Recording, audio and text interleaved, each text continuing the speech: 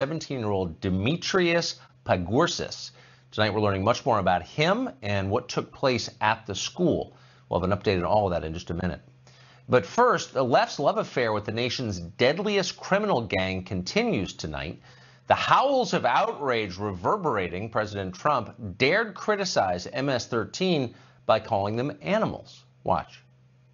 He basically seems to assume that everybody is part of MS-13. Very strange to hear the President of the United States speak in such dehumanizing terms. Clearly, the president wants a war against Latinos. You might make that distinction between members of MS-13 and the rest of the Latino community and the rest of the immigrant community. I assure you that most of Americans don't make that distinction when he says we're animals. When he says we're animals. Things are moving fast in this country. By 2020, defending Central American street gangs will likely be a key plank in the Democratic platform. It's close now. You can see it. Maybe Bernie Sanders will feel the burn a little more literally. Kamala Harris's campaign will certainly be stronger together with the added muscle of Guatemalan street gangs. But don't laugh. It's actually more plausible than you'd think it is. Don't believe us? Here's what CNN contributor Ana Navarro said this Wednesday about Trump's animal remark. Quote, Trump is in very bad company. Nazis referred to Jews as rats. Slave owners viewed slaves as subhuman animals. Now, here's what Navarro herself had to say about Trump just 2 years ago. Quote, should Trump drop out of the race? Yes, he should drop out of the human race. He's an animal. Apologies to animals. Apparently, Donald Trump can be dehumanized, and that's fine. MS-13, though, a gang that butchers high schoolers with machetes, that's too far. But on the left, that's exactly the state of play as of this evening. MS-13 runs drugs, of course. It commits murders, and it terrorizes entire immigrant communities. But they don't ask questions about diversity, so they're okay. Questioning diversity is the highest crime you can commit, according to the left. Questioning diversity imperils their entire worldview. It suggests that people are not interchangeable, and the particular people who inhabit a particular country matter. That's unacceptable, far more unacceptable than, say, murdering a teenager in Long Island. That doesn't even warrant a serious attempt at deportation. Joining us tonight is Leslie Marshall. She's a progressive radio show host and a keen observer of the Democratic Party. Leslie, good to see you. Good to see you, Tucker. So you're seeing all the leaders of the Democratic Party, Schumer, Pelosi, its surrogates, the entire American news media virtually, singing from the same song sheet. This is a coordinated storyline. Who thought of this? What consultant convinced Democrats running in defense of MS-13 was a good way to go into the midterms? Well, first of all, I think it was very clear, quite frankly, and I know fellow Democrats get angry at me, that the president was answering a question that the sheriff posed regarding the gang members. The issue here, Tucker, is not support of gangs or gang members. I have an 11-year-old son, and as you know, MS-13 starts as young as 11 and goes up to 40. It's calling human beings animals. Now, wait a minute. I know when you look at what MS-13 does, it's hard to say, well, are they human beings? When you have an 11-year-old child who is fearful for their and their family's life in a very impoverished area, and you think, how can I protect myself? And you're offered protection by some of these older MS-13 gang members, regardless of the fact they're going to beat you to a pulp or perhaps even take your life in 13 seconds, a very slow 13 seconds. You look to them because you think, how can I be considered tough? How can I and my family not be bullied and be protected? I mean, look, you're right. I don't think those 11-year-old children, quite frankly, are animals, and I don't think we should refer to human beings, even if they're bad human beings, as animals. Well, but look, people have all kinds of reasons for doing what they do, and sometimes it's understandable. But, I mean, people had reasons for becoming concentration camp guards. But if I called a concentration camp guard an animal, you would say, you know, he's not strictly speaking an animal, he's a human being, but I get it. He's horrible. Like, you're expressing your outrage at what he does. If I said that, no one would bat an eye.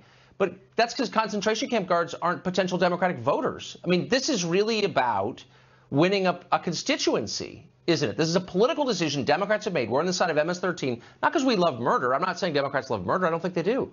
But they don't want to alienate anybody on that side, including, I guess, MS-13 members themselves. I mean, let's be honest about what's happening. I don't agree with you there, although we are certainly in an era where left or right, a lot of things come into the landscape and are argued for political gain, especially with midterm elections coming up. I don't think that's the point here at all, Tucker. I mean, you know that we liberals claim to be pacifist. We claim to care about everyone, and it is the terminology that is very unsettling to a lot of people in the Democratic. Yes, liberals are pacifist. Liberals are pushing. I mean, you're watching liberals across the spectrum, from Nikki Haley to Chuck Schumer, pushing for more war in Syria. They're bloodthirsty, actually. Wait, There's something Nikki, passive about when liberals. did Nikki Haley start wearing a Democratic cape? I must have missed that one. And she started pushing for more pointless wars. But here's the point. If I came out and described a concentration camp guard as an animal, nobody would have a problem with it. I certainly wouldn't have a problem with that. You wouldn't. No normal person would have a problem with that. Normal people don't defend murderers, but the Democratic Party is defending MS-13. And I'm just making a political observation, which is that's not a wise strategy going into election, because normal people aren't going to go for that, are they? Or maybe they are. I'm going to go back to your concentration camp argument, okay? Yeah. Being that I have one Jewish parent, I think you know, and being that I have relatives that did perish in concentration camps, there were a few types of guards in the camps, quite frankly. One would be fellow Jews who wanted to survive and have a lot of guilt, and there are many documentaries about that too. Okay. There are many people that said they were just following orders. They were not referred to as animals, and quite frankly, many of them escaped any type of criminal Look, rap. I don't want to get off on a World War II tangent, and that was one of 100 examples. Jeffrey Dahmer, anybody who commits murder for the pleasure of committing it, I think it's fair to criticize in the harshest possible terms, and it would be surprising if an entire political party came to that person's aid and defense, as the Democrats now are to MS-13. And I'm just asking, whose idea was this? It's not happening accidentally. When you have John Harwood from the New York Times and Chuck Schumer and Nancy Pelosi saying exactly the same thing, somebody thought up this line. And I'm just wondering, do you think it's a smart thing to say? I don't think anybody thought up the line. I think what happens, and is happening almost every day, is the president says something or tweets something, and then there's a reaction. And certainly there's a strong reaction on the left. And there's been a reaction in the Latino community because, a lot of the headlines were that the president said this about all immigrants at first. And then when people read the transcript or they listened to the actual taping of what occurred in that meeting, then it became more clear that he was speaking about MS-13, and it was a response by the sheriff's question regarding MS-13. But you also have to remember, Tucker, some people that are in MS-13 in this country begging not to be deported aren't a part of the gang. They just can't get out because the only way out is to be killed. But let me ask you this, and final question, but this is the deep irony undergirding all of this, which is MS-13 preys upon immigrants. I mean, who do you think their victims are? Overwhelmingly Honduran, Salvadoran immigrants, often illegal, by the way. So if Democrats say, we are the champions of immigrants, why are they defending people who prey upon immigrants? It doesn't make any sense. I don't feel that Democrats are in any way defending murderers. I feel that Democrats are saying that the president's choice of words was not palatable for them, and that no human being, how terrible a human being they may be, should be called an animal, because an animal doesn't choose. They're part of the life cycle. All the time. But hold on, let's be honest. They're holding the president to a different standard than they're holding MS-13. If you came out and said Trump is an animal, I don't think for a second Nancy Pelosi would give you a lecture about Christianity or whatever she was pretending to believe the other day, the spirit of God in every person. I mean, they wouldn't even notice it because they think Trump is an animal, right? But they're offended when you say that about a Salvadoran street gang? I mean, it's a sincere question. Honestly, I'm not a fan of the president, but I would defend him if somebody called him an animal, because I don't think a human being should be called that. And a president should be at a higher standard than a gang. And I hope you will denounce that. I can't even remember her name, but that CNN contributor is always getting crazy on TV who called him an animal. Anyway, Leslie, thank you. It was great to see you. Good to see you, Tucker. Dan Bongino, a former Secret Service agent and NYPD officer, also contributor to NRA TV. He joins us tonight. So as a political matter, I know that you ran for office. You know politics from both sides. Right. Do you think it's smart to run in defense, and they are defending, MS-13? Tucker, this is the genius of Trump. Whether he plans these things or they're just extemporaneous moments when he says them, which they probably are, that's not the genius in calling them animals, although I agree with him 100%. The genius is he doesn't apologize. He doubles down. And listen, I'm no big fan of the establishment GOP swamp rats. They're not necessarily the geniuses in D.C., but I can tell you this, Tucker, assuredly. The Democrats are most assuredly the dopiest party in D.C. because they constantly get baited through their anti-Trump animus into doing things they wouldn't ordinarily do. Coming out and defending a group whose motto is rape, torture, and kill, and going, hey, listen, they're just human beings. I love Leslie. She's my friend, and I think she's great. But some of that commentary was outrageous, Tucker. I mean, think about what she said. Yeah. We're not comfortable with anybody being called animals. Let me get a little list for you of things the Democrats are comfortable with. They're comfortable calling NRA members terrorists, Obama comparing Republicans to Iranian hardliners, tyrants, calling Americans deplorables who vote for Trump. None of that seemed, I mean, really? I love Leslie to death, but the phoniness of these comments is a little bit too much.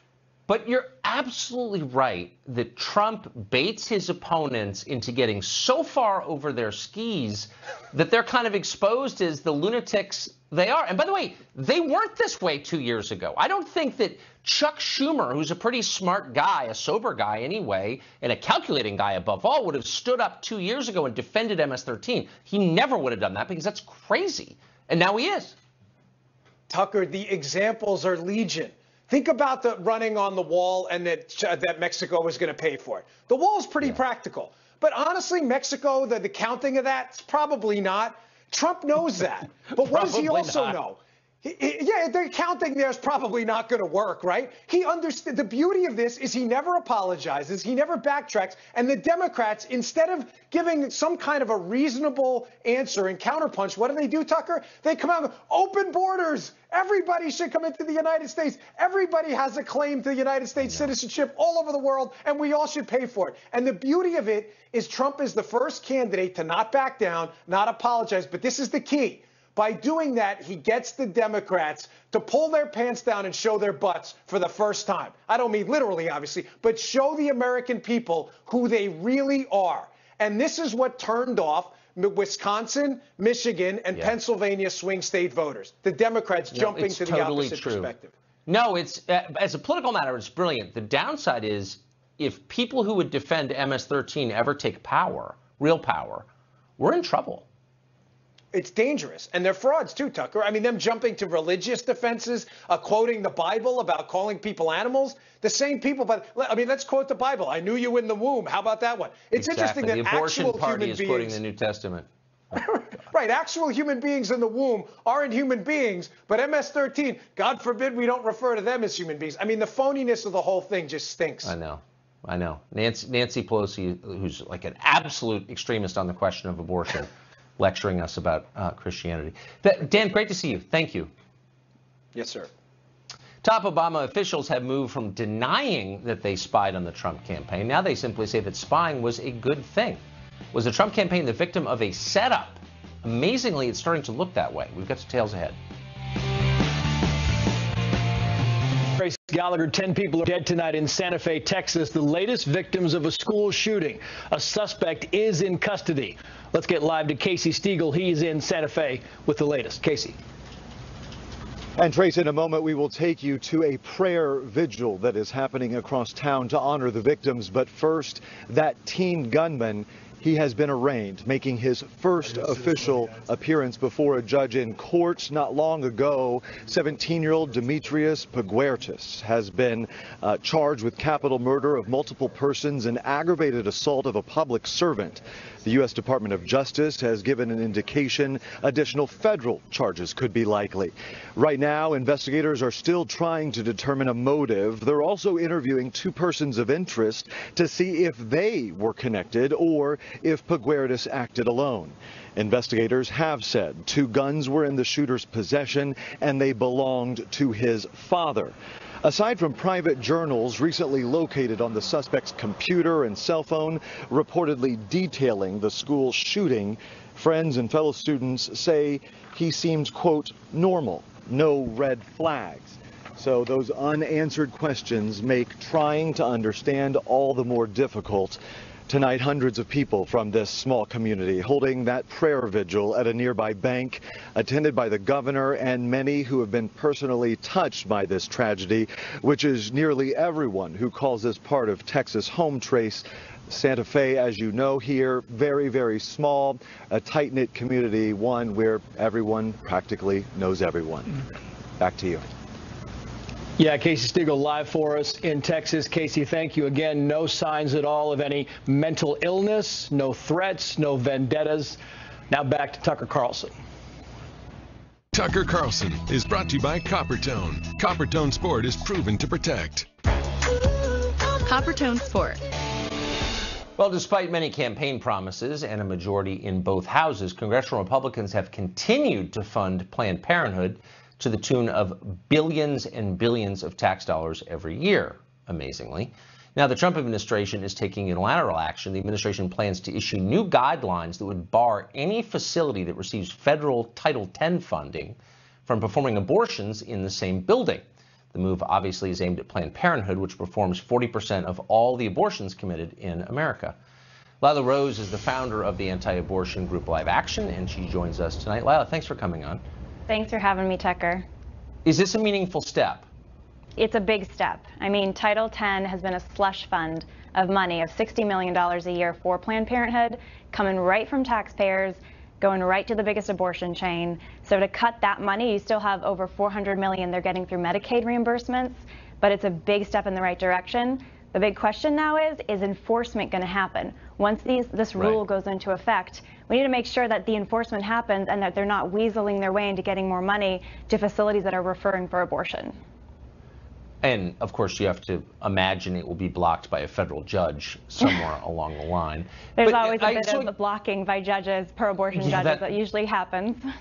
That's for sure. So Planned Parenthood takes this money, hundreds of millions of dollars in taxpayers funding every year. It's obviously a component of the Democratic Party, which is its own conversation.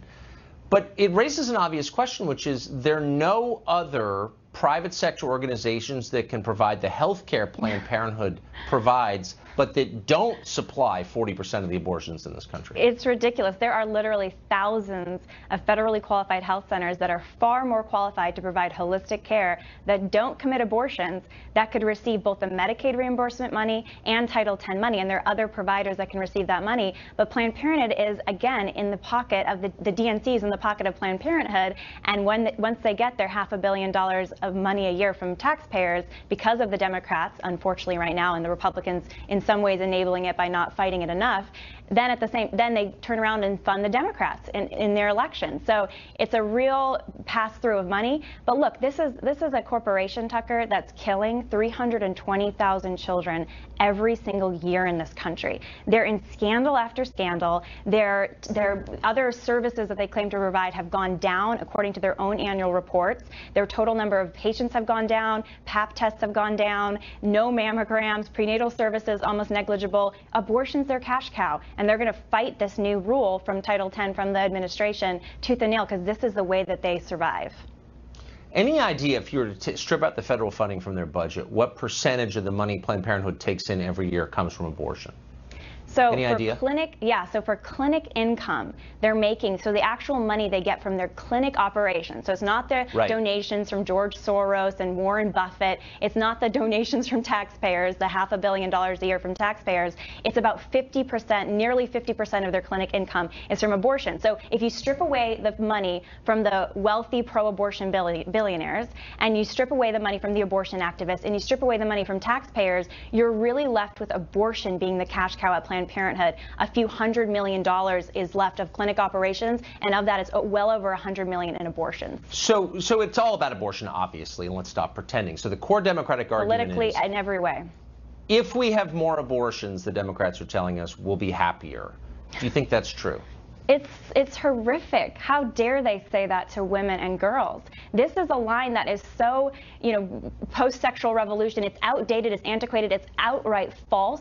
It's abusive. It's killing children. But it's telling women that somehow abortion is good for them. Abortion is not health care. Abortion is an act of violence against a child who's innocent and forming and against a woman's body. This is a shame. It's a scandal. And so when you have Democrats or you have folks getting up there pretending to care about women and standing up there, Maxine Waters, whoever it is, and saying that they represent women, shame on them. It is the furthest thing from the truth.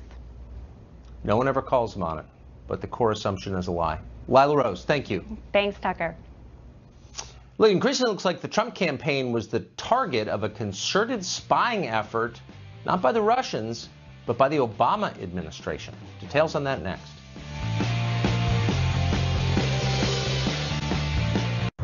What's this dealer preparation? By our own intelligence services under the command of the Obama administration.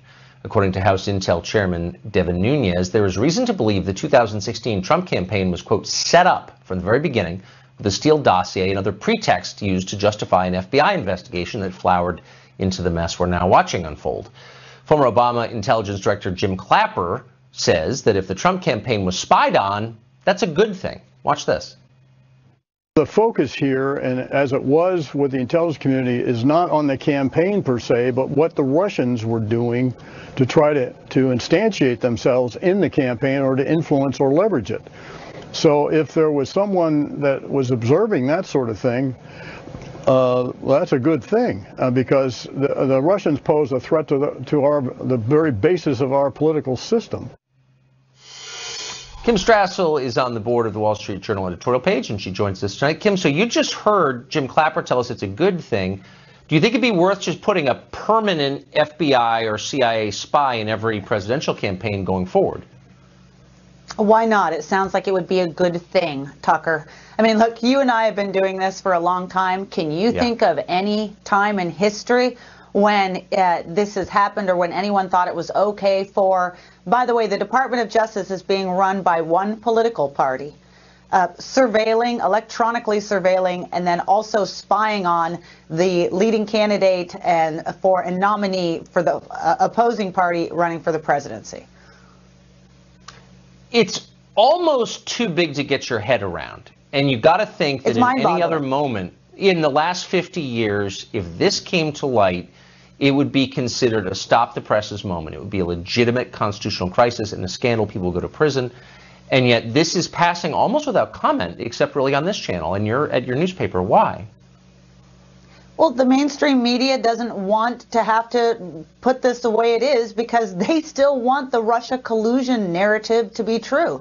They still want a pretext to get this president out of office. And so people are no longer using standard measures. Look, I'm a libertarian. I don't want a government spying on anybody in any situation that's illegitimate. And so I don't want a government spying on anybody in any situation that's illegitimate. And so I try to put that same measure out there. But one other thing, too, that I think is so astounding and that also deserves some note is the games that the Department of Justice is playing in terms of coming clean with this information. They have now flouted a subpoena from Chairman Nunes for weeks, saying that there's no way they can give him the information he wants because it might put this source of theirs at risk.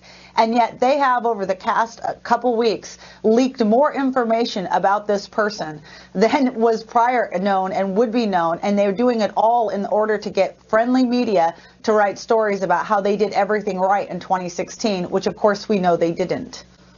This person, the mole who fed the information to the feds from the campaign, there's been a lot of talk about this person, whispering about his identity. Apparently, it's an older man. Do we know who this person is? Can we say with certainty? And if we find out for sure, I mean, what are the consequences of that? Well, here's the joke. I mean, I'm 99.9% sure that I know who this person is. I did not get that from any congressional sources, but I also could not get them to confirm it, so I haven't used the name. But the funny thing is, Tucker, is that one of the reasons I'm so monumentally certain that I'm correct, and I'm sure you are too, is because of the details the Department of Justice itself has leaked about a source that it claims to so much want to protect.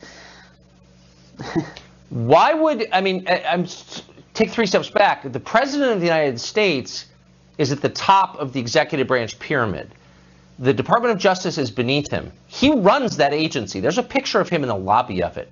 Why doesn't he pick up the phone at some point and get this information? It's not clear why. Are his lawyers telling him not to? What's the answer? Do you know? Yeah, my understanding is, despite some of the things that the Department of Justice has said, is that they have been given an order from the highest ranks to accommodate this request. But they are using that word and the wiggle room that it gives with as much enthusiasm as they can.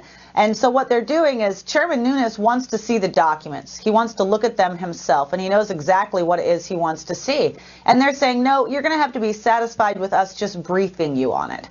Well, we all know what that game is. He'll go in with questions. They'll dance around. They won't give the whole picture. And we know that's the case because that's how they have reacted every time they've been faced with a request for information that might be potentially embarrassing to them. This is just so dysfunctional in third world. And your column, by the way, one of the few functional parts of all of this. Thank you for your reporting, Kim, and I hope you'll keep it up. Thanks for that. Almost 36 Defense Department personnel have died in plane crashes in just the past 8 months. What's going on? Is something going on? Looks that way. We'll get that story to you next. Equipment functioning properly. Military plane crashes, you may have noticed, are already 6-year high. Since October 1st of last year, there have been 12 fatal accidents that have resulted in 35 pilots and crew dying. Colonel David Hunt is a Fox News military analyst, and he joins us tonight. Colonel, do you see a pattern here? And if so, what does it mean? Yeah, this pattern's been coming since 2013 when sequestration was approved on top of a 17-year war. Constant deployments. This was expected on top of some very bad leadership from senior military and Pentagon officials. We got planes falling out of the sky and ships running into each other all over the world. Sailors, Marines, airmen are getting killed. Nobody seems to care about this. Part of this is less than 1% of the nation serves. But we've become bludgeoned by 17 years of war. But this is very bad business, and this new budget will take about 5 to 10 years to correct some of this maintenance issue. But the leadership issue can be fixed right now. So when ships first started colliding with one another, U.S. naval vessels started hitting each other, hitting other objects, there was a suggestion that maybe their navigation was being jammed by a foreign power. But you think that's been discounted and it's really just incompetence? Yeah, it was absolutely discounted.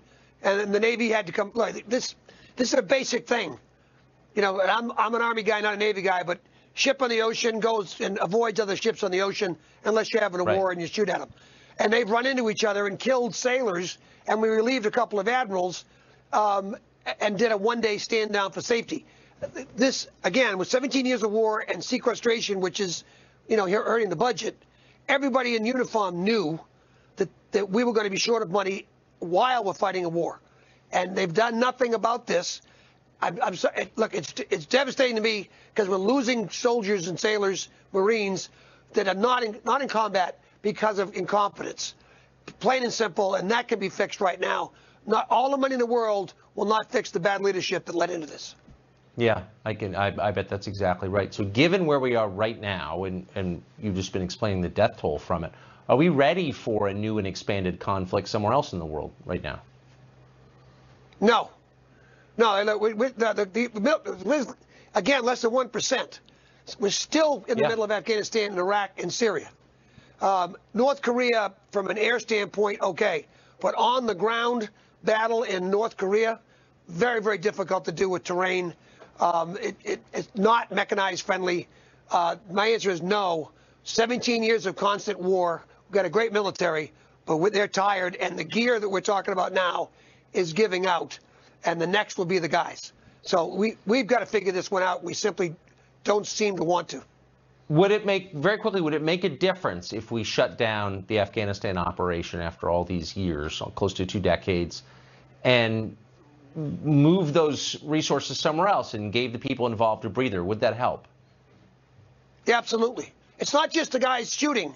It's 5 to 10 people behind them that get them to the field. Those are the guys that we're churning out and eating up. But yeah, Afghanistan, it's been going on for 15 years too long anyways. that yes, that's an example of something that would certainly help the maintenance of this and the soldiers. This is a tired, great force, but very, very tired. Of course they're tired. They've got to be. Colonel, thank you very much. I appreciate that. Welcome. Parents are being ordered to get consent before they change their babies' diapers. That sounds like something insane, so insane it might not happen, but you never know. We're going to check with the Liberal Sherpa, Kathy Aru, just to make sure. Appearance on Australian television, pink-haired, self-described sex educator Deanne Carlson said that parents should ask babies for their consent before changing their diapers. The intent, she said, is to foster a culture of consent for babies who would be, of course, in deep trouble if they actually need to supply consent for anything. That's obviously crazy. But that doesn't mean it won't happen or become the law in this country. And so to check on what the future is going to look like, we bring, as always, our Liberal Sherpa, Kathy Aru, to join us. She's the founding publisher of Catalina Magazine. Kathy, thanks for coming on. Thanks for having me. So consent for diaper changing from babies. This raises, leaving aside whether it's a good idea, it raises the obvious practical question. How would a baby give consent? Well, the idea isn't exactly, the baby's not exactly going to say yes or no, but she's saying give the baby a few moments, talk to the baby, say, is it okay, I'm going to change your nappy, because she's Australian, so that's how they say diapers. Yes. Can I change your nappy? You wouldn't say that to an American baby. I don't think the American baby would understand, but it's actually just teaching consent, what consent is. It's teaching bodily autonomy. It's teaching, hey, I'm not going to touch your body if you don't want me to. It's just like talking to a baby about anything. Mommy loves you, daddy loves you. So people talk to babies all the time. So why wouldn't the concept of talking to a baby while doing something so serious as, you know, changing a diaper be so ridiculous? Sounds because quite you normal. don't typically expect a baby to respond in a way that you can understand. Again, how do you know what consent looks like? So let's just do a little role playing if we could. You be the baby, I be the parent. Okay. And you're changing my diaper. And I say, I'm going to make this change, and how do you express your consent or lack of consent for that? Well, if I start crying, something's wrong, so you probably don't want to do anything at that moment because you wouldn't want to make diaper changing something that goes along with crying. You would probably want me to be in a healthy state of mind so that in the future, when it comes to those private things, I'd be in a healthy state of mind. I'd be a well-adjusted adult. So a well-adjusted baby would be a well-adjusted adult. But maybe the child's crying because his diaper is dirty. Right, obviously, yeah. So, I mean, the parent would have to be the best judge of that, but I guess if you would make me cry, if you asked me if I wanted you to and then I started crying, then maybe you should get a hint, take the hint. Would it be like an eye gesture? Like, I mean, you're a mom. Do your kids... I mean, can you read their facial expressions and know that they're saying what they're saying? It's super healthy. Erickson said, an expert, a baby expert, that from 0 to 2 are the trust years. So during these trust years, you want the baby to trust you. So there's nothing wrong with talking to a baby and those situations, just teaching a baby how to trust. So this is a moment where you're teaching a baby to trust you. So I don't think the baby is expected to necessarily give consent. You're just teaching the baby to trust you. You're asking you're asking the baby to express bodily autonomy. I think that's the big point. Right. Babies they're not super great at understanding English in my experience of having a number of them. But this is how they learn maybe English. Other babies are more intelligent than mine were. But what if the child keeps saying no, like over a period of weeks? And you keep going in there, I'd really like to change the diaper, but the child refuses to give me consent. At some point, that becomes neglect, right? And also nasty. I think it's the concept of teaching the consent, talking about it. During that moment, so many parents do not discuss it, and the babies grow up, and in the English language, they're not even used to talking about those things. So the concept is teaching trust. It's trust issues. But you don't really discuss anything with a baby. I mean, it's in the same sense. You discuss everything with the baby. You may talk to your dog, I'm going to touch your arm. I'm going to put this lotion on your arm. You talk about everything. I'm going to dress you. Parents talk to babies all day long. I'm going to cook dinner for you. What about a polio vaccine? Should you, or you're going to have polio, yes, you're going to get a vaccine. I mean, dead people have to give consent. That you can't give organs if you don't give consent, right? So if you have consent, even dead people can make decisions. Why can't babies? So from birth, dead people can make decisions. How do they do that? Well, you have to give consent to have the organs taken after you die. So if you can give consent from a baby year to your death, people should always give consent if their body is going to be touched. Right. So if the child says, no, I don't want, the baby indicates by crying or rolling his eyes, I don't want a polio vaccine, then you just don't get him a polio vaccine then. I think it's the idea of discussing it with the baby. The consent, I don't think, is necessarily the issue. It's the idea. Oh. You're developing trust. So even if the baby says no, no doesn't really mean no, is what you're saying. The baby can't talk during the diaper years. So with babies, no doesn't mean no. I totally get that. Where does the obedience part come in? Is there any part in the relationship with your child where the child learns to obey what you say? Or is it always kind of a give and take, a colloquy with a mute person? This is about conversation, talking to the baby. It's conversation. It's not disciplining. These aren't the discipline years. As child experts. Is there a point where the baby says, you know, Mom, please stop talking. You talk or too dad, much. Just go ahead and change the diaper. I don't think most dads would go for this, but I mean, whatever. Maybe dad. I don't know. Hey, parent, stop talking. Just go ahead and change it. I don't think these are the years that the baby would be able to respond, but it's just getting the concept of I'm touching your body. You have bodily autonomy. You should always have the right to say yes or no if someone's going to touch your body, and I'm going to teach that concept right now during the trust years, which is I like 0 the to concept 2. that kids do what they're told. That's my favorite concept for kids. You just sort of do what we tell you to do. Kathy Aru, thank you so much. Thank you. Great to see you. Good to see you. Well, our forefathers fought and many died to free us from the chains of monarchy, but many Americans still can't resist getting excited about royal weddings. There's one tomorrow. We'll go to London to show you the final preparations with Ainsley Earhart, who is standing by in front of a crumbling stone building waiting for that to happen. We'll be right back.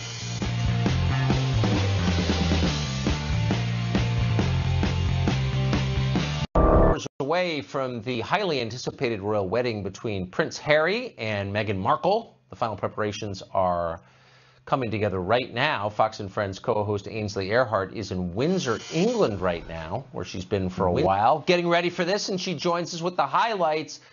Ainsley, the reason I want to talk to you about this is that I have literally no interest in this at all, but I know most Americans do, and I know that if anybody could get me excited about it, you could. So why should Americans care about Tucker, English people getting married? Let me sell you on this. I'll tell you, your daughters care, I'm sure your wife does.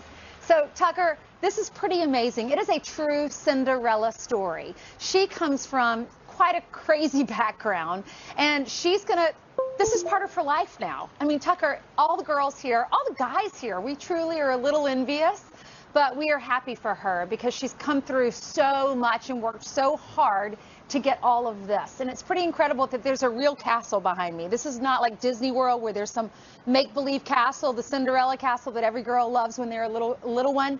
But this is a true castle. It's like Downton Abbey and Watching the Crown, and us in America, we've loved these shows. There's something about just the royalty, the tradition here in London and the history.